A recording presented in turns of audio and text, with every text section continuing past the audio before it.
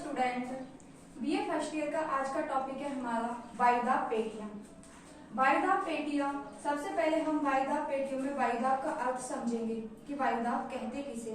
तो वायु एक भौतिक वस्तु है जो विभिन्न गैसों का सम्मिश्रण है, उसका स्वयं का अपना एक भार होता है। वायु क्या है? एक भौतिक वस्तु है जिसका स्वयं का अपना एक भार होता है। तो धरातल या जो वायुदाब का अर्थ है वो यह है, धरातल या सागर तल पर प्रति इकाई क्षेत्र पर वायु की समस्त परतों के पड़ने वाले भार को ही हम वायुदाब कहते हैं। तो वायुदाब का अर्थ क्या है? वायुदाब का अर्थ है धरातल या सागर तल पर प्रति इकाई क्षेत्र पर वायु की समस्त परतों के पड़ने वाले भार को ही हम वायुदाब कहते हैं। वायुदाब और तापमान में हमेशा विपरीत संबंध पाया जाता है। जहाँ पर तापमान उच्च पाया जाता है वहां पर तो वायुदाब न्यून पाया जाता है, और जहां पर वायुदाब उच्च पाया जाता है वहां पर तापमान निम्न पाया जाता है। अर्थात आपस में तापमान और वायुदाब एक दूसरे के विपरीत हैं, एक दूसरे से व्युत्क्रमानुपाती हैं। और वायुदाब का जो मापन किया जाता है वो बैरोमीटर यंत्र की सहायता से किया जाता है। किसकी सहायता से किया जाता है? बैरोमीटर यंत्र की सहायता से किया जाता है। लेकिन जो वायुदाब मापने की इकाई है वो इकाई मिलीबार है। क्या है? दोनों अलग अलग चीजें हैं। वायुदाब मापी यंत्र है वो तो बैरोमीटर है, लेकिन वायुदाब मापी इकाई है वो मिलीबार है। सर्वाधिक मात्रा में जो वायुदाब पाया जाता है वो हमारे सागर तल पे पाया जाता है। सागर तल का जो वायुदाब है वो 10-13.25 मिलीबार है। कितना है? 10-13.25 मिलीबार है। वायुदाब मापी यंत्र बैरोमीटर की सहायता से हम मौसम का भी पूर्वानुमान लगा सकते हैं। बैरोमीटर की सहायता से मौसम का पूर्वानुमान कैसे लगाते हैं? जैसे जैसे हमारा बैरोमीटर गिरने लगता है तो वो आंधी तूफानों का संकेत करता है। किसका संकेत करता है? आंधी तूफानों का संकेत करता है। और जैसे जैसे बैरोमीटर नीचे गिरने के बाद धीरे धीरे ऊपर उठने लगता है तो वो मुख्य रूप से वर्षा का संकेतक होता है। किसका संकेतक होता है? वर्षा का संकेतक होता है। और जब बैरोमीटर अचानक ही ऊपर उठने लग जाता है तो इससे मौसम शांत होने की परिस्थितियां पाई जाती हैं। तो बैरोमीटर यंत्र की सहायता से हम मौसम का पूर्वानुमान भी लगा सकते हैं। अब जो हमारी वायुदाब पेटियां हैं उन वायुदाब पेटियों को वैसे तो 7 भागों में बांटा गया है। कितने भागों में बांटा गया है? 7 भागों में, उत्तरी और दक्षिणी अक्षांश के आधार पर। लेकिन इसकी उत्पत्ति के आधार पर हम वायुदाब पेटियों को 2 भागों में बांटते हैं, तापमान के आधार पर और गति के आधार पर। अब वो कैसे? देखिए, मैंने आपको एक चीज बताई है कि वायुदाब और तापमान दोनों में विपरीत संबंध पाया जाता है। जहाँ पर तापमान उच्च पाया जाएगा वहां पर वायुदाब निम्न पाया जाएगा। तो उस पेटी का नामकरण हम क्या रख देंगे? न्यून वायुदाब पेटी। और जहां पर वायुदाब उच्च पाया जाएगा उसका नामकरण हम रख देंगे उच्च वायुदाब पेटी। इस आधार पर, तापमान के आधार पर हम वायुदाब पेटियों का जो डिवाइडेशन करते हैं वो है, पहली है विषुवत रेखीय न्यून वायुदाब पेटी। इसका निर्धारण किसके आधार पर किया गया है? इसका निर्धारण तापमान के आधार पर किया गया है। क्योंकि विषुवत रेखा पर, ये हमारी भूमध्य रेखा है, इस भूमध्य रेखा पर सूर्य की किरणें लंबवत पड़ती हैं। कैसी पड़ती हैं? लंबवत पड़ती हैं। लंबवत पड़ने के कारण यहाँ पर तापमान कैसा पाया जाएगा?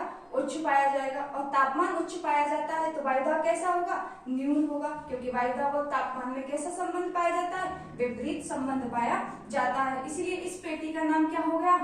विषुवत रेखीय न्यून वायुदाब पेटी, या आप इसे कह सकते हैं भूमध्य रेखीय न्यून वायुदाब पेटी। और दूसरी है तापमान के आधार पर ध्रुवीय उच्च वायुदाब पेटी। ध्रुवीय उच्च वायुदाब पेटी का निर्धारण कैसे किया गया? इसका नाम उच्च क्यों रखा गया? क्योंकि ध्रुवीय क्षेत्रों में सूर्य की किरणें तिरछी पड़ती हैं। लंबवत न पड़ करके कैसी पड़ती हैं? तिरछी पड़ती हैं। अर्थात सूर्य का प्रकाश कम पहुंच पाता है, और कम पहुंचने के कारण तापमान कैसा है?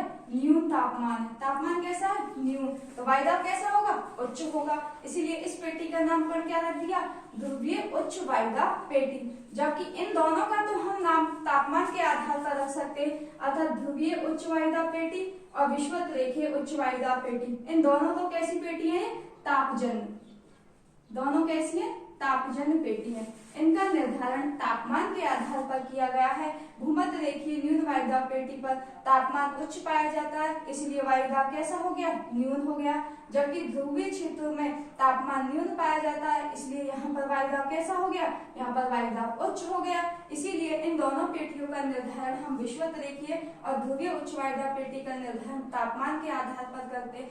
जबकि यहाँ पर देखिए ध्रुवीय न्यून लिखा हुआ है, यहाँ भी तो सूर्य की किरणें तिरछी पड़ रही हैं, यहाँ भी तो सूर्य की किरणें तिरछी होने के कारण यहाँ पर भी तो उच्च वायुदाब होना चाहिए, लेकिन हमने क्या लिखा है, न्यून वायुदाब। इसका कारण क्या है, इसका कारण गति है। पृथ्वी अपनी धुरी पर निरंतर चक्कर लगाती रहती है। कोरियोलिस बल या पृथ्वी के घूर्णन बल के कारण पृथ्वी पश्चिम से पूर्व की ओर घड़ी के एंटीपोल विपरीत दिशा में चक्कर लगाती है, और इस चक्कर लगाने के कारण यहाँ पर न्यून वायुदाब पाया जाता है। तो समझेंगे इसे किस आधार पर यहाँ पर न्यून वायुदाब पाया जाता है। और उपोष्ण उच्च वायुदाब है, यहाँ पर उपोष्ण उच्च वायुदाब पाया जाता है। इसका कारण क्या है, तो इन दोनों पेटियों का कारण क्या है, गति है, पृथ्वी का घूर्णन बल है। तो देखिए जो हमारी हवाएं होती हैं वो हमेशा उच्च वायुदाब से निम्न वायुदाब की ओर चलती हैं। हवाएं किस ओर चलती हैं, उच्च वायुदाब क्षेत्र से निम्न वायुदाब की ओर चलती हैं, जो उत्तरी गोलार्ध में दाईं ओर, दक्षिणी गोलार्ध में बाईं ओर। यह नियम फेरल ने सिद्ध किया था, इसीलिए इस नियम को हम फेरल के नियम के नाम से भी जानते हैं। तो देखिए भूमध्य रेखीय क्षेत्रों में न्यून वायुदाब पाया जाता है और उपोष्ण क्षेत्रों में उच्च वायुदाब पाया जाता है। तो हवाएं किधर से किधर की ओर चलती हैं, उच्च क्षेत्रों से, उच्च वायुदाब क्षेत्र से निम्न वायुदाब क्षेत्र की ओर। हवाएं किधर चलती है, उच्च वायुदाब क्षेत्र से और निम्न वायुदाब क्षेत्र की ओर। तो हमेशा हवाएं किधर से चलेंगी, उपोष्ण कटिबंधीय उच्च वायुदाब क्षेत्र से, और विषुवत रेखीय न्यून अवदाब की ओर हवाएं हमेशा अवतलित होंगी, नीचे की ओर आएंगी। तो इस प्रकार से यहाँ पर तो उच्च वायुदाब पाया गया और यहाँ पर निम्न वायुदाब पाया गया। तो पृथ्वी का घूर्णन कैसा है, पश्चिम से पूर्व की ओर है, इसीलिए गति के आधार पर यहाँ पर कैसा वायुदाब क्षेत्र विकसित हो गया, उच्च वायुदाब क्षेत्र विकसित हो गया। देखिए ये भूमध्य रेखा के बाद इधर वाला क्षेत्र है, इसे तो हम उत्तरी उपोष्ण कटिबंध क्षेत्र के नाम से जानेंगे और इसे हम दक्षिण उपोष्ण कटिबंध क्षेत्र के नाम से जानेंगे। जो परिस्थितियां यहाँ पाई जाएंगी वही परिस्थितियां यहाँ पाई जाएंगी, जो परिस्थिति यहाँ पाई जाएगी वही परिस्थिति यहाँ पाई जाएगी। तो एक ही जब हम उत्तरी क्षेत्र पढ़ेंगे उसी आधार पर हम दक्षिणी क्षेत्र का भी अध्ययन कर लेंगे, ठीक है। यहाँ पर उत्तरी ध्रुवीय क्षेत्र में जो संभावनाएं पाई जाएंगी वही दक्षिणी ध्रुवीय क्षेत्र में संभावनाएं पाई जाएंगी। तो इन उत्तरी और दक्षिणी दोनों को मिलाकर के कुल टोटल पेटियां हमारी 7 होती हैं, लेकिन तापमान और गति के आधार पर इनका जो अध्ययन करते हैं वो विषुवत रेखीय न्यून क्षेत्र ये रहा, और ध्रुवीय और उपोष्ण और उपध्रुवीय इनके अंतर्गत उत्तरी और दक्षिणी दोनों क्षेत्रों का अध्ययन हम एक साथ ही कर लेते हैं। और यहाँ पर देखिए न्यून वायुदाब का क्या कारण है, यहाँ पर भी तो सूर्य की किरणें तिरछी पड़ रही हैं, लेकिन यहाँ पर देखिए जो पृथ्वी का जो घूर्णन बल है, कोरियोलिस बल है, वो हमेशा ध्रुवों पर उच्च पाया जाता है। किस पर पाया जाता है, ध्रुवों पर उच्च पाया जाता है, इसलिए ठंडी हवाएं नीचे की ओर अवतलित होती है और हवाएं किधर से चलती है, उच्च वायुदाब से, और किधर की ओर चलती है, निम्न वायुदाब की ओर। इसलिए हवाएं नीचे की ओर अवतलित होती हैं पृथ्वी के घूर्णन बल या कोरियोलिस बल के कारण, इसीलिए यहाँ पर न्यून वायुदाब क्षेत्र विकसित हो जाता है बजाय ध्रुवीय उच्च वायुदाब क्षेत्र से। किससे, ध्रुवीय उच्च वायुदाब क्षेत्र से यहाँ पर न्यून वायुदाब क्षेत्र विकसित हो जाता है, इसलिए इसे उपध्रुवीय निम्न वायुदाब क्षेत्र के नाम से जानते हैं। इसी प्रकार से दक्षिणी उपोष्ण कटिबंधीय क्षेत्र है, ये उच्च वायुदाब वाला क्षेत्र है, जबकि दक्षिणी उपध्रुवीय वाला क्षेत्र है ये न्यून वायुदाब वाला क्षेत्र है, और दक्षिण ध्रुवीय वाला क्षेत्र है ये उच्च वायुदाब वाला क्षेत्र है। और हवाएं हमेशा उच्च वायुदाब क्षेत्र से निम्न वायुदाब क्षेत्र की ओर चलती हैं।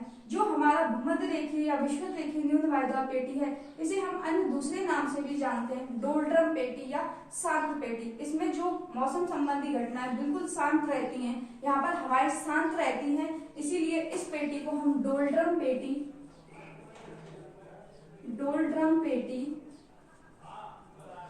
या शांत पेटी भी कहते हैं। क्या कहते हैं, डोलड्रम पेटी या शांत पेटी भी कहते हैं। जबकि उपोष्ण कटिबंधीय क्षेत्र है, यहाँ पर सर्वाधिक मरुस्थल पाए जाते हैं। जो हमारा उपोष्ण कटिबंधीय क्षेत्र है, विश्व के सर्वाधिक मरुस्थल 30 से 35 डिग्री उत्तरी और दक्षिणी अक्षांश दोनों अक्षांशों के बीच में पाए जाते हैं। विश्व के सर्वाधिक जो मरुस्थल हैं वो उपोष्ण कटिबंधीय उच्च वायुदाब और उत्तरी और दक्षिणी दोनों क्षेत्रों में विश्व के सर्वाधिक मरुस्थल पाए जाते हैं।